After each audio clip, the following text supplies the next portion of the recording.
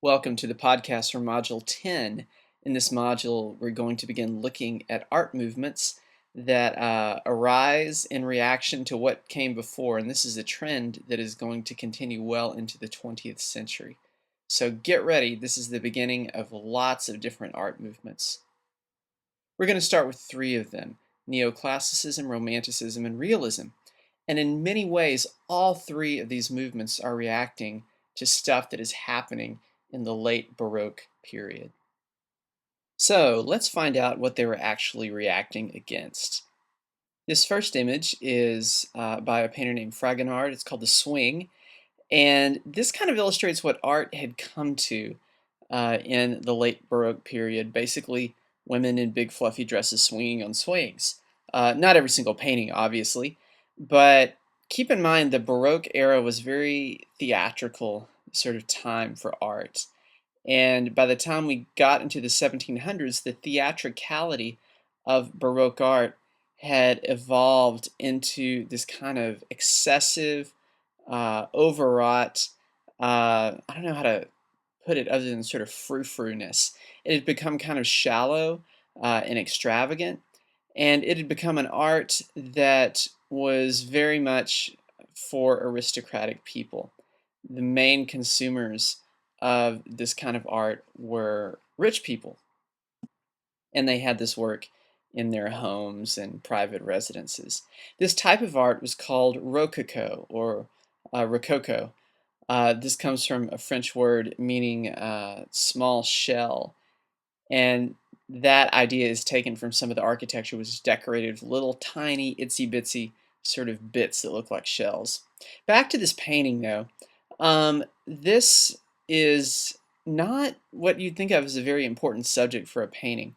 There is a woman swinging, but there's a little more to it than that. If you look closely, there's a guy hiding in the bushes. This apparently is her boyfriend or lover who she has informed she will be in the garden at this time. If you see in the background, there is an older gentleman who is swinging the woman.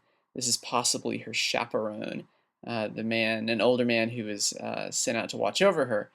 And this is, I mean, it's kind of a scuzzy painting. This man in the bushes is being afforded a view up her dress, and the woman is apparently okay with that. She, I guess, wants to offer him a view. And as she's swinging, she is kicking off her shoe at the god of discretion. You can see him, the little Cupid-like statue, putting his finger to his lips. And she's almost like saying, forget you, I am going to throw all caution and all morality to the wind. So this is a painting that's kind of celebrating an immoral situation here. And it is not really appealing to the nobler elements of the human spirit. Uh, and it's kind of shallow. I'll be honest, you probably guessed, this is about my least favorite period of art is Rococo. Um, and there's so much good stuff in the Baroque art that came before it. So it's kind of sad that Baroque sort of has to end on this note. Let's look at another example. This is a work of architecture. It's the interior of a room in Munich. It's called the Hall of Mirrors. And this is what Rococo architecture looks like. This is basically exported out of France. During this time, during the 17 and 1800s, France is going to become the center of the art world. And unfortunately, the sort of art and architecture that France is exporting is this Rococo stuff. So, and by the way, if you like Rococo, that's fine. I'm not going to judge you for it. But I just think it's so shallow and gilded and kind of ridiculous. So check out this room. Look at all the stuff. Look at all the ornamentation. We have things that look like little deer antler motifs and vines and all these this crazy chandelier in the middle of the room. So this is kind of the note that the Baroque era ended on. And I'm not the only one who felt this was kind of overwrought and a little too much. There were other artists, especially artists living in France, which is, again, kind of the headquarters of Rococo, who said, this has gone too far. You know, if you look at the art of, say, the Greeks and the Romans, They didn't have all this frilly extra junk on their buildings or on their statues. They kept things kind of simple and spare. And a lot of artists said, you know, maybe the absolute best era for art was classical times, the times of the Greeks and the Romans. And so there arises, as a reaction to all these Rococo excesses, a movement called neoclassicism. And this is very much a movement about getting back to the spirit of the Greeks and the Romans, a little more restraint in art, clean, elegant, spare sort of lines in architecture. And sometimes it is literally copying Roman statues and buildings. We certainly see that in architecture. Here's an example. This is actually in the United States. Uh, a couple of examples, both by Thomas Jefferson, who, as you know, was sort of a Renaissance man, and one of the things he was an architect. So here's his personal house, Monticello, and which he designed and had built. And on the right, we see the rotunda at the University of Virginia, which Jefferson designed. Now, notice that both of these have columns and they have a triangular pediment. I mean, they're basically kind of temples. He is stealing elements of classical architecture and bringing them into a new setting. Now, look at the rotunda on the right. Does that remind you of any building that we've already looked at? Well, if you guessed Pantheon, you are correct. Check it out. Side by side comparison. Uh, Here, Jefferson is basically completely ripping off the Pantheon. There is a cylindrical main building with a front porch on it, different number of columns, but they're awfully similar. And I think Jefferson would be okay with saying, "Yeah, I'm totally referencing the Pantheon here." In fact, it seems that the official architecture of the founding fathers of the United States was this neoclassical architecture, this referencing of the buildings of the Greeks and the Romans. And that's not just because neoclassicism is in vogue at this time as a reaction against Rococo art. There's also associations that the founding fathers wanted to have with ancient Greece. Think about it. If you go to the mall in Washington, D.C., and in fact look at a lot of buildings in D.C., a lot of them look like Greek temples. It's almost as if the Acropolis has been dropped down into Washington, D.C. And folks like George Washington and Thomas Jefferson wanted to have those kind of associations with ideals of Greek democracy. So for Americans especially, there are really meaningful reasons that our earliest architecture was neoclassical. Neoclassical, by the way, as you've probably guessed, means new classical, or revisiting, in other words, the classicism of the past. So next time you're in DC, take a look at all those whitewashed Greek temples on the National Mall. Here's a really telling image by Henry Fuseli, and this is very much captures the neoclassical spirit. It's just a little drawing. It's called "The Artist Moved to Despair by the Grandeur of Antique Fragments." And here's a dude, presumably Fuseli himself, who is visiting a museum. And he apparently is really into Greek and Roman culture because it looks like he's wearing a toga. And in this museum, he's encountering some monumental pieces of a giant sculpture, perhaps similar to the colossal head of Constantine. And he's checking out a big foot and a big hand, and you can see his head is in his hand. He's just absolutely crushed because he can never hope to aspire to do something this awesome. Just the scale and the epic nature of these fragments is stirring his soul, and he feels his own futility as an artist. So I always think this is kind of a funny image, super melodramatic.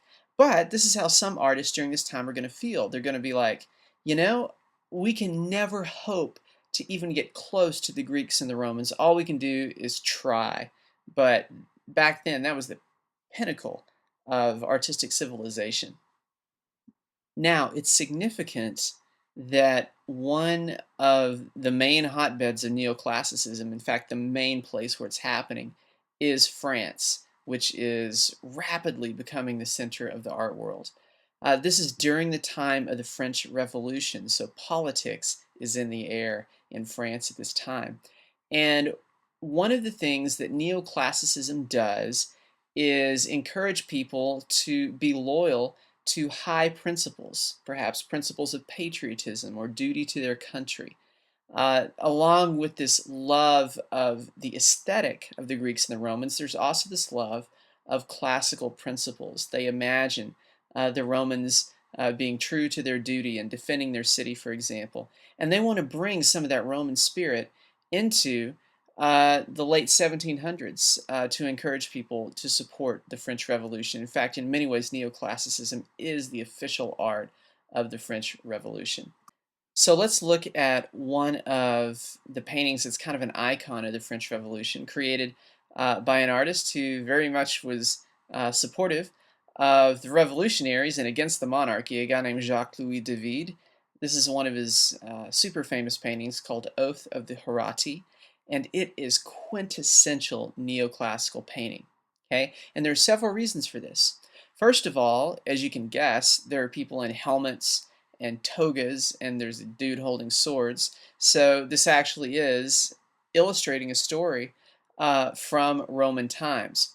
Second, notice that the space in this painting, that the room that they're in, doesn't go back very far. It's kind of shallow. We go back a little ways and we hit a flat wall just past the columns.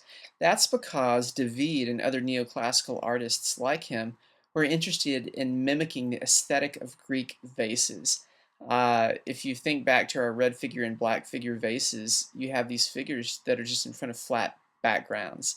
And neoclassical painters wanted to imitate that in their paintings, so that's exactly what David is doing. Another characteristic of this neoclassical work is the fact that we don't really see any brushstrokes. Everything is painted very smoothly. There's a high degree of finish. In fact, the surface of this painting, if you actually look at it, is like glass. It's very, very smooth. And that reflects the high degree of polish that a lot of classical sculptures had. Okay, so what's going on in this painting? Well, it's telling a story. We have three guys on the left, obviously soldiers, or at least military men of some sort, and they have their hands raised towards the three swords that the man in the middle is holding. These are three brothers.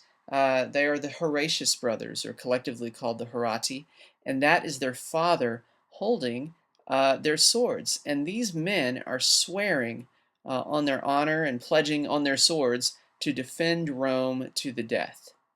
You see, Rome is under threat right now. There is an army marching on it, and the people of Rome and the other army have actually made a deal. They have decided to settle this impending battle through representative combat. In other words, each side, instead of sending out a full army, is going to send out three of its best soldiers, three champions. And these champions are going to fight, and they're going to represent each of their sides. All right, so on one side, in one corner of the ring, we have the Horatii or the Horatius brothers. The guys they're going out to fight also happen to be three brothers. They're called the Curiati brothers. So Horatii versus Curiati. Now, this painting is basically kind of a soap opera. There's some interesting relationships going on here. Look over on the right-hand side of the painting. There are two women. One of these, there are actually three women, but sort of two women in the foreground. One of these women is a Horatius sister who is married to a Curiati brother. The other is a Curiati sister married to a Horatius brother. Got it? So they're both weeping and wailing because they know that however this battle turns out, they're going to have some loss of some sort. So we have a contrast in this painting, right, between the stoic, calm, rational soldiers pledging to defend Rome to the death on one side, and on the other side, the women sort of falling apart and weeping. And David would say, I think he would want the message of this painting to be, viewer, you need to be like the Horatius brothers. You need to devote yourself to principles, make a rational decision to serve a higher calling, in this case, defense of your country or defense of your city, instead of giving way to weak emotions. All right. For better, for worse, that's what he was saying. The story goes the Horatius brothers actually go out and meet the Curiati brothers on the battlefield, and the Horatius brothers win, although only one Horati comes back. And as he's coming back into Rome, one of the women in the painting curses Rome. In fact, it's his sister who is married to a Curiati. She knew that her husband had been killed, and she cursed Rome. And because of her insult to his beloved city, he draws his sword and he kills her on the spot. So that's some serious drama, ladies and gentlemen, embedded in this painting. And again, David is going to want you to side with the Horatius brothers, to put duty before, in this case, even family ties, and certainly before emotion. And that's a big theme in neoclassical painting, the triumph of reason and intellect over emotion. It's very much a movement of the head over the heart. And if you remember, Baroque art is very theatrical and emotional. So overall, neoclassicism is going to react not only to Rococo art, but also to Baroque art as a whole. It's a return to the intellectual side of things. So if you're kind of a rational, intellectually minded person, neoclassicism might be the art movement for you. All right, let's look at another painting by the same artist with a similar theme. This is David's The Death of Socrates. And here we have Socrates in prison, imprisoned for corrupting the youths of Athens with his teaching, supposedly. And he was given the choice by the government of either renouncing his principles and what he believed in or facing execution. And he decided to die rather than renounce his principles. So in this picture, we see him on sitting on his bed in his prison. His shackle has been taken off. You can see that on the floor. And he is taking a cup of poison, in this case hemlock, from one of his students. And even as he's stretching out his hand to take this cup of poison to kill himself, he is still lecturing to his students because he is calm and rational, and he's probably encouraging them to follow his example, not necessarily of suicide, but of staying true to their principles. And notice again, we have in this picture, like an Oath of the Herati, a contrast between the rational, the intellectual, the part of us that's devoted to duty, and emotion and people sort of falling apart. And you can see all his disciples are reacting in different ways, and a lot of them are just weeping and wailing. That probably doesn't sit too well with Socrates.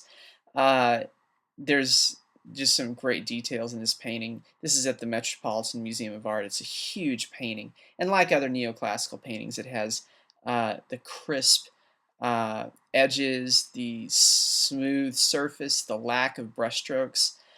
This is the sort of thing neoclassical painters love. They love a high degree of finish in their works. And if you look at this painting, there's actually some wonderful little details, like on his ankle.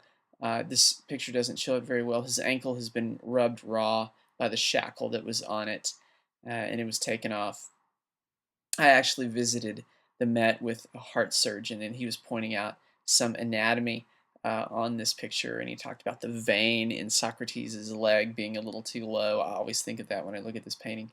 I think the funniest thing in this painting is the guy in the very background. You can see through the little arched opening, there's a stairway that some people are leaving, and there's this one guy at the bottom of the stairwell who's just waving at us as if to say, "Goodbye, Socrates." That's just kind of funny.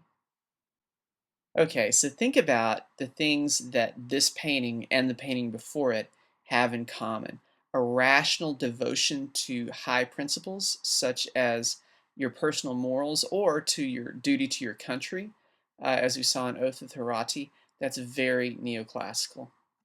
Here is another neoclassical artist who hits some of the same themes, Jean-Auguste Dominique Ingres. It's one of the hardest names to say in art history. You have to say Ong and then kind of add a gur on the end of it, so Ingres. Um, Ong is if you check out this painting, Jupiter and Thetis, this is obviously neoclassical, especially if you look at the title. Here is the king of the gods, Jupiter, and Thetis, the mother of Achilles, is imploring him to save her son. And if you look on the left, we see sort of a floating head, and that is Hera observing this scene, the wife of Jupiter, just making sure that he's not going to stray. And again, this contrast between sort of cool, intellectual Jupiter and the emotional Thetis. But look at how it's painted. Like we saw with David, we have an absence of brushstrokes. We have smooth surfaces and crisp edges.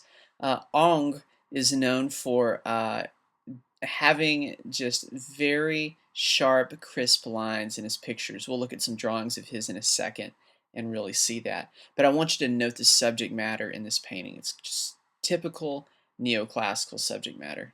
This next work by Ong isn't a classical subject. It is actually sort of a Middle Eastern subject. It's called the Grand Odalisque, and Odalisque is a fancy word for a Turkish harem girl. So this would have been a woman who's one of a sultan's concubines and part of his harem. And for some reason, during this time, a lot of artists were attracted to kind of exotic subjects, and Turkish harems were in vogue. So you see quite a bit of that in painting. But for our purposes, looking at this painting, let's just note the neoclassical things about it. It's very smooth, not a brushstroke visible. The edges are very crisp. Nothing is fuzzy, nothing is loose, and it also has that shallow background that we've seen in almost all these paintings. It mimics a Greek vase. Now, Ong's work isn't as hardcore revolutionary as David's is. David always seems to be cranking out propaganda for the French Revolution. You have a sense that Ong enjoyed himself a little more. Uh, and here's one of his portraits. He's known for being just a really great portrait painter. And all of his portraits are pretty much spot on. He can capture a likeness really well. So check out this picture of this princess. Look at her dress, her satin dress. Isn't that amazing? It really looks shiny like real satin would be. Imagine how long it took to paint this. But Ong and apparently other neoclassical painters were very patient and took a really long time on their works. Here is a portrait drawing by Ong. He's often known as art's greatest draftsman, and a draftsman is just a fancy word for someone who draws really well. So in many ways, he's art's best drawer, according to some people. Not my favorite, but he's pretty good. He puts down a line and he means it. He doesn't do all the scribbling around trying to find the right place to put a line. He can really put down a line and just nail it. And again, he's really good at getting likenesses. This is a classic Ong portrait. The face kind of detailed out, but the body left kind of in sort of just crisp lines. One of the accusations that is leveled against neoclassicism by some artists is that neoclassical paintings are really just tinted drawings. And drawing is super important for Ong. He's going to start with drawings in all of his paintings with really sharp edges, and that really comes out, I think, in the final result. Check out this next Ong drawing. This is of the violinist Paganini. And notice how he has positioned Paganini, standing up ramrod straight, tucking his violin under his arm and holding his bow at an angle, almost like he's presenting his musical instrument to us. Paganini looks out at us with a confident gaze. He doesn't seem to been out of shape. He doesn't seem very emotional. He seems very calm and in control. And that is so neoclassical. Remember, it's very intellectual, absolutely calm and rational. Now, I want you to compare this drawing by Ong to a painting by another artist named Delacroix, another Frenchman. We're going to be looking at a lot of French artists. And it is exactly the same subject matter. It is Paganini, the violinist, and I want you to ask yourself, what is the difference between this painting and the drawing that we looked at? Exactly the same subject, but a totally different vibe. right? A totally different feeling of what's important. Here's a side-by-side comparison of the two Paganini pictures by these two different artists. And notice that the one on the left, as I said before, extremely rational and calm and in control. Now, how's the Delacroix painting different? Well, it seems, for one thing, a little fuzzier. It doesn't have the crispness that Ong's drawing has. Look at the hair, for example. It's more loosely painted. It's not as precise. Also, it's darker. It's moodier. Um, Paganini is partly in shadow and he's casting a shadow. His body is not as straight as it is in the drawing. It makes this sinuous S curve. We see Paganini's eyes closed. He seems to be lost in his music as he saws away on his violin. He seems to be utterly caught up in the performance. The vibe of this painting is pretty emotional. It's kind of dark and moody and very much encapsulating kind of the energy of Paganini's performance. I think they said that when Paganini performed, some people claimed that he was possessed by the devil or had sold his soul to the devil because no one else could play that well unless they had been given some special abilities. Who knows? But I digress. The fact is, this illustrates two sort of competing ideas in image making. One that is about the intellect and one that is about emotion and passion. And these two pictures basically model for us the conflict between two art movements of the 1800s, neoclassicism and romanticism. Romanticism comes along in reaction to neoclassicism. Romantic artists say, um, it's okay if art makes you feel things. It's okay for art to appeal to the emotion. It doesn't always have to be about the head. It doesn't always have to be about intellectual principles and duty and devotion to country and that sort of thing. Dadgummit, let's make pictures that stir people, that move them. And that was the common thread of the Romantic artists. They wanted you to feel things, and they wanted their pictures to deeply stir your emotions. And they would pull out all the stops to do that. So in many ways, the Romantic artists were kind of like Baroque painters. They were very much about the heart. All right, let's look at some examples of Romantic painting. Our first one is by Delacroix, the creator of the Paganini painting that we just saw. This is called The Death of Sardanapalus. And this typifies some of the subject matter the Romantic artists are drawn to. This is based on a narrative poem by Lord Byron, which was written in the 1920s. It tells of an Assyrian king who, upon hearing that his enemies were coming into the city, orders all of his possessions, including his horses and his concubines, burned before his eyes and killed. So here we have a scene of chaos.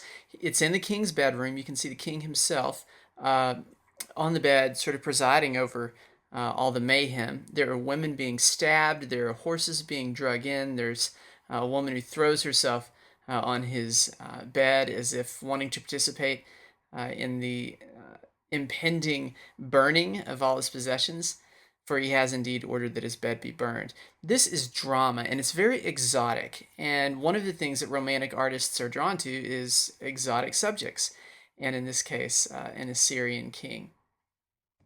Here's a detail from that painting. Look at sort of the wild, frenzied expression in the man's face as he stabs this woman with his sword. This is high drama. This is a picture that Delacroix is going to want you to be deeply stirred by. Another Delacroix work, actually his most famous one, Liberty Leading the People. This is commemorating and apparently sort of encouraging a recent uprising that happened in Paris. And in this scene, we have a woman who allegorically represents France. She is not an actual historical figure. She is a symbol of France, actually.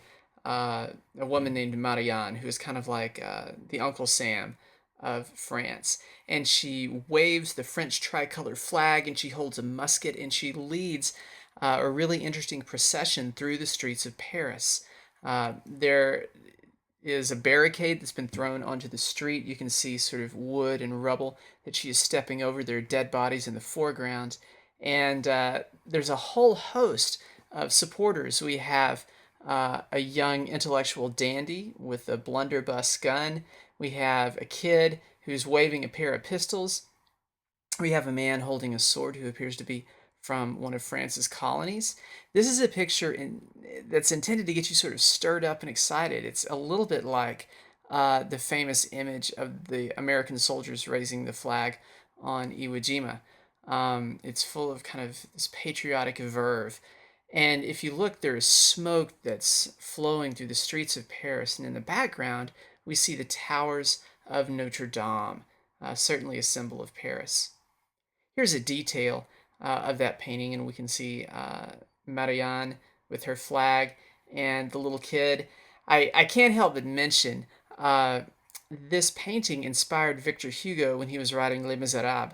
There was there's a great barricade scene in that book, and one of the memorable characters in Les Miserables is a kid named Gavroche, and he's a kid who picks up cartridges and ammo, and he fights alongside some of these Parisian insurgents. And this painting, the kid in this painting, actually inspired Victor Hugo to create the character of Gavroche. So there is certainly a literary link in Liberty Leading the People. This next work by an artist named Géricault is a quintessential romantic painting. It's stirring, it is dramatic, and it is highlighting some of the more dark and unsavory aspects of human existence. It's called Raft of the Medusa. It's a massive painting. You can see it in the Louvre. It illustrates an actual event that happened in 1816. There was a French ship named the Medusa that was carrying some colonists to Africa. And due to the incompetence of the captain of the Medusa, the ship ran aground on a reef and got stuck and couldn't get off. And there they were, just miles and miles from shore. So a lot of the people on this boat built a makeshift raft out of parts of the Medusa. And the captain and his crew actually got in some lifeboats and didn't let all of these poor colonists on the lifeboat. So the colonists were kind of left to fend for themselves on this raft, and they spent days at sea. And it was a really massive raft. Here's a little image. It's from a contemporary French newspaper account, so you can see some of the size of the raft and kind of its ramshackle nature. And about 150 colonists were on this raft, and over the days that passed, it was just lurid tales of cannibalism, of murder, of people being thrown or washed overboard, of people fighting over food. Just absolutely this horrific story of the darkest side of human existence. And eventually, the number of people, 150, dwindled down to around 15, and they were rescued by a ship. And here we have Géricault painting the exact moment at which these colonists spot a ship on the horizon and they're trying to signal it. So you can see, if you look very closely, a little blob or kind of smear on the horizon and the light part of it just over the waves. And everybody's waving a shirt. And there's this real reaching sort of going on in this painting, a surging, as if the people on the raft can somehow help that top guy who's waving his shirt signal the ship. And there is definitely impending doom and danger in this. We can see on the left-hand side of the picture, in kind of the midground, there's a big wave that's about to come in and swamp the raft. So there are all sorts of little details in this. For example, there's a dead body in the lower right foreground, a guy who is starved or perhaps been beaten to death by other people on the raft, and his body hangs into the water. There's a man on the left-hand side, his face in shadow, who clutches a body, perhaps the body of a son or a relative. So really dramatic painting. Also one that Géricault researched. He read all the newspaper accounts, he interviewed survivors, he went to morgues and did sketches. There are even stories that Géricault procured the head of a guillotined man, and he kept this severed head on the roof of his studio, and he would bring it down into the studio to study the colors of flesh as they decomposed. And he actually has paintings of this head. We still have them, as he was trying to get just absolutely accurate realism for Rafter the Medusa. So this is a very researched painting, but it's also extremely dramatic. This would be the equivalent of a Hollywood movie that was based on fact, but really ramped up the drama. The next ism to come along is realism, and this is a group of artists who arise who are dissatisfied with both neoclassicism and romanticism. They feel that the neoclassical artists are just out of touch. Their interest is in the past, and it's completely not relevant to society today. They also see the romantic artists as irrelevant. They are either overly obsessed with exotic subjects or they are overstating and dramatizing what the human condition is all about. So these artists, known as the realists, decide to paint everyday life. That is their response to both neoclassicism and romanticism. They say, we are going to look at the world around us, at ordinary things, and celebrate those things in our art. So up to this point, keep in mind that the only appropriate subjects are, quote, important subjects, things that are scenes from history or from the Bible, perhaps paintings that are designed to teach you a lesson, like we see in neoclassicism, uh, tales of gods and goddesses. Those are sort of the big topics. And the realists say, we can really find interesting subject matter just on our front door. The woman who is sweeping the porch every morning is also worthy of commemoration in art. So that's what the realists do. It's not just that their work is realistic, which it is, but of course, pretty much all art is realistic at this time. More than that, it is their choice of subjects. Their subjects are everyday, often sort of common, lowbrow, unimportant scenes and people. The realists definitely celebrate that which has been overlooked in art of the past. Now, the preeminent practitioner of realism in France was this dude named Gustave Courbet. Here's one of his works, and it's called The Stonebreakers. We have a young boy and an old man who are busting up rocks, which sounds like a really lousy job. And it's even more kind of depressing in that it suggests that this is a cycle that people are kind of born into, right? This young kid is probably related to this older man and is has sort of been born into this job. But the main thing that Courbet is after is sort of making us aware of these people, commemorating them. I mean, it's not really a highly emotional, dramatic painting like we saw with Rafter and the Medusa. It's very matter of fact. Courbet is someone who believes that artists should paint life around them as they see it without exaggerating or over dramatizing. Here are a couple of quotes from Courbet. He said, art in painting should consist only of the representation of things that are visible and tangible to the artist. He also said, I have never seen an angel. Show me an angel and I'll paint one. So here's a guy who's totally about the visible world. He's not going to make stuff up. He's not going to be drawn to distant or exotic subjects. He is going to paint that which he sees. And keep in mind that this sort of work is going to be shocking to a lot of the art critics and art connoisseurs of the day because the subject matter is so lowbrow and so non-important. Here's another Frenchman, a guy named Jean-Francois Millet. Millet is the quintessential painter of peasants, French peasants. That's what he's known for. And he has a lot of images of French peasants. In this case, we have three probably poor people out in the field gleaning, picking up leftover stalks of wheat after the main harvest has been done. Like Courbet's The Stonebreakers, this is another very lowbrow subject. Here's another Millet painting, and I'm just sticking it in here because I think it's so beautiful and I love it. This is one of my favorite paintings in the Metropolitan Museum of Art. It's called Haystacks Autumn. And look at these really cool French haystacks. Where I grew up, they all looked sort of like cylinders on their sides, and these are these kind of pyramid-like, 3-story tall bundles of hay, and we have sheep that are wandering in front. I just love the colors in this painting. I love the sky. I love the flock of birds that's sort of exploding out of the top of one of the haystacks. But once again, very common, everyday, ordinary subject matter. Let's now jump across the Atlantic Ocean and spend some time looking into what the Americans are doing during this time period. Realism is a really good fit for a lot of American artists.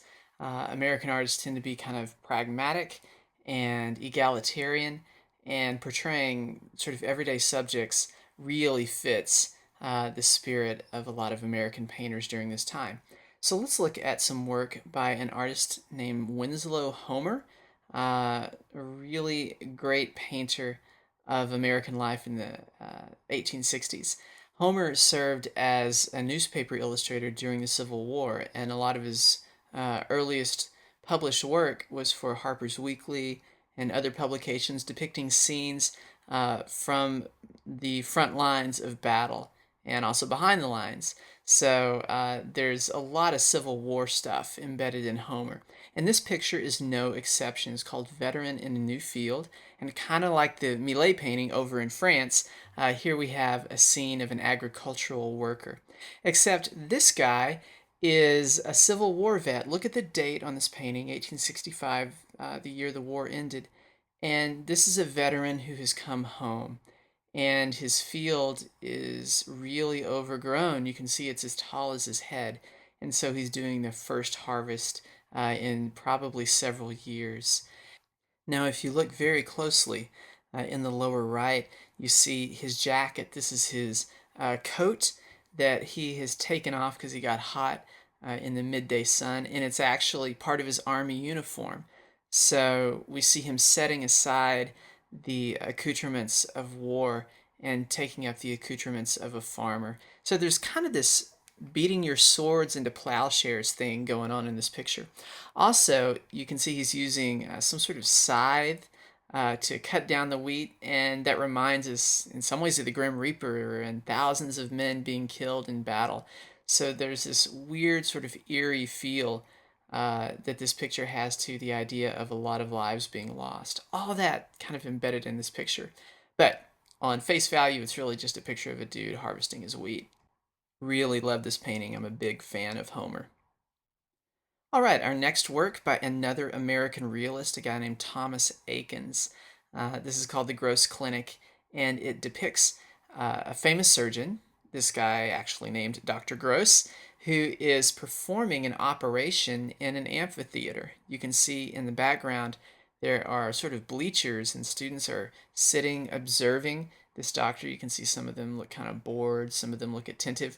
And the patient is lying on a bed with his or her feet towards us. The feet are actually in blue socks. And having some sort of procedure done on his or her leg. You can see doctors working on the patient's leg there.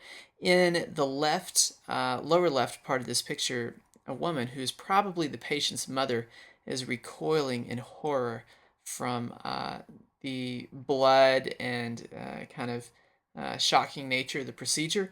And Dr. Gross, looking kind of like a mad scientist with frizzy hair, stands with a scalpel in his hand, his fingers covered in blood as he lectures calmly to the students in the audience.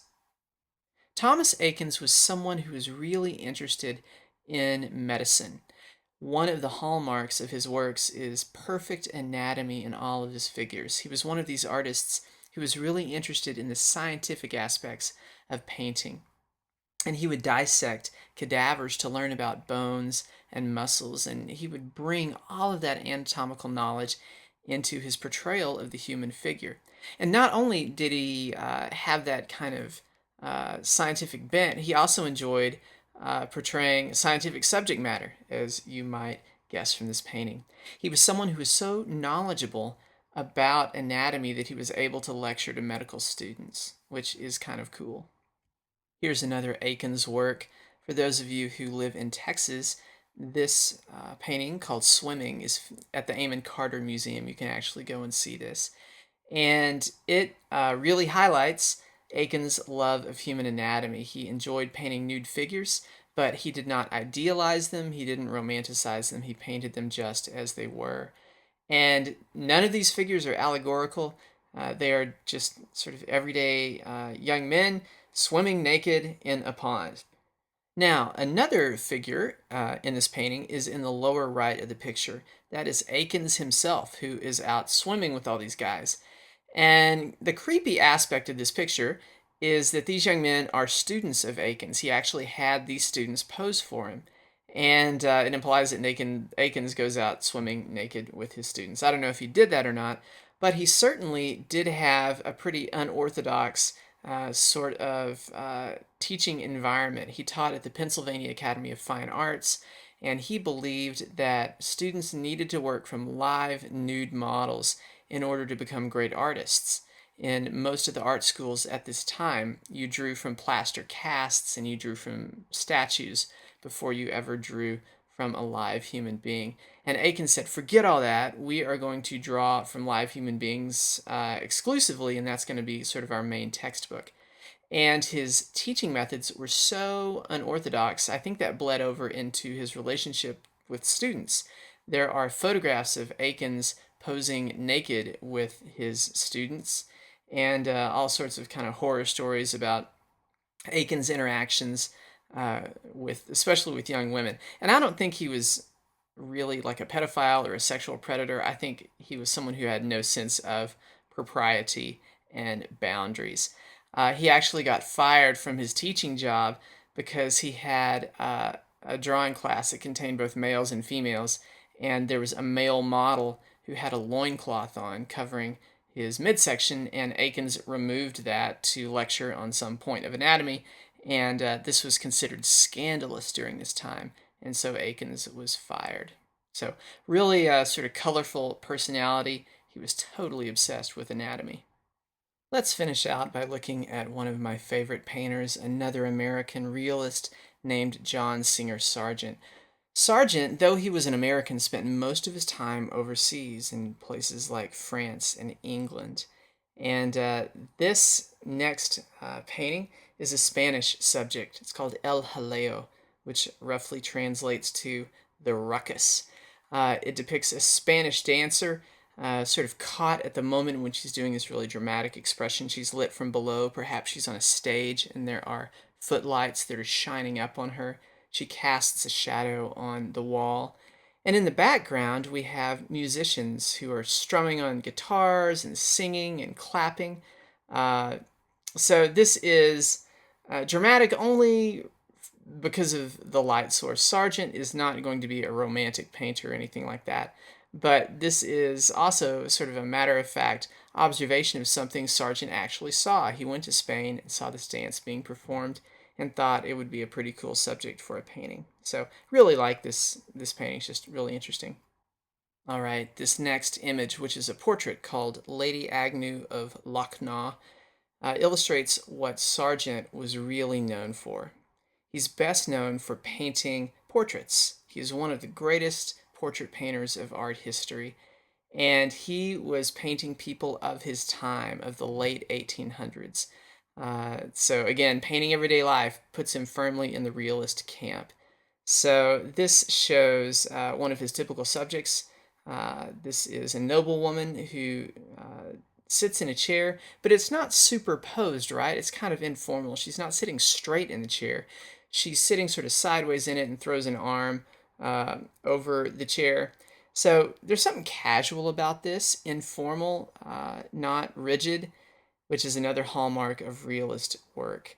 And it also demonstrates Sargent's preferred painting style. He loved sort of loose, quick brushwork. So while the head might be kind of detailed, as we see in this close-up, if you look at other parts of the figure, there are very loose, obvious brushstrokes.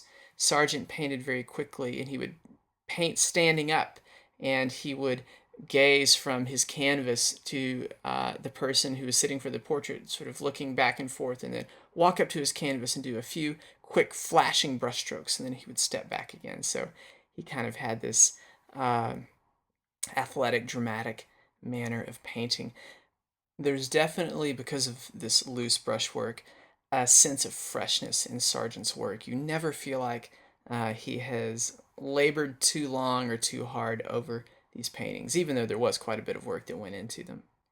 Here's another example of Sargent's portrait work. By the way, he's painting for rich people.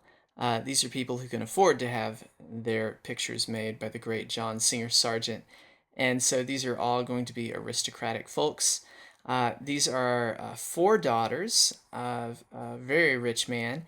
And look at how they are posed in this picture, a rather unorthodox composition. They're kind of on the side, balanced by a slash of red on the right hand side, part of perhaps a folding screen.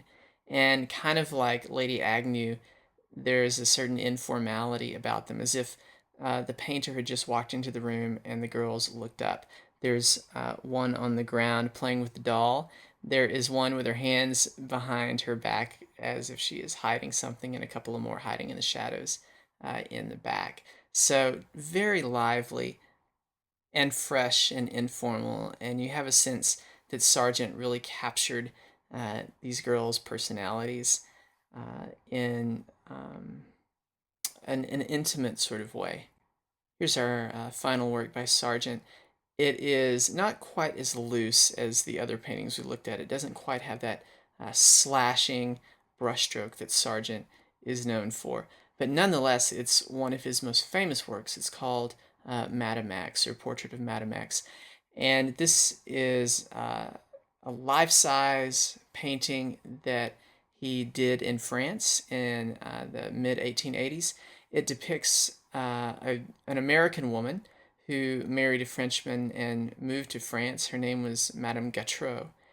And you can see her standing there in this black evening dress, turned in profile to show off her rather interesting nose and forehead. Apparently, Sargent was really interested in her profile. He thought it was unique and worthy of commemoration. So here she is. And one of the interesting stories behind this painting is that initially he painted her dress with one of the straps hanging off the shoulder. You can see there are two straps there, and one of them was initially off to the side. And when this portrait was first shown, it was scandalous. People, even though it was called Madame X, people knew who it was. It was this rich floozy of an American, and there she is, having herself depicted as kind of an immoral, skanky person with her clothes coming off. And so there are a lot of social problems that arose for Madame Gautreau after this painting was exhibited. Her mother was horrified, and the scandal was so cataclysmic for this woman and for John Singer Sargent that he repainted the strap on her dress so it was completely being held up, and then he left Paris. This scandal kind of, in a sense, drove him out of France. So one of the famous, shocking paintings of art history, this floozy of a woman wearing this kind of daring dress, at least that's how it would have appeared to the people at that time. And now we look at it and kind of go, what's so shocking about that? But remember, context is everything. And we've seen that before in some of the works we've looked at. So that is our wrap up of the first three isms that we're going to study: neoclassicism, romanticism, and realism. And there are more isms to come. In fact, as we roll into the 20th century, we are going to see art movement after art movement pop up, and art movements in competition with each other. So get ready. We are going to, in the next podcast, talk about nothing less than a revolution in the way that artists painted and, more importantly, saw the world. So I'll see you in the next module.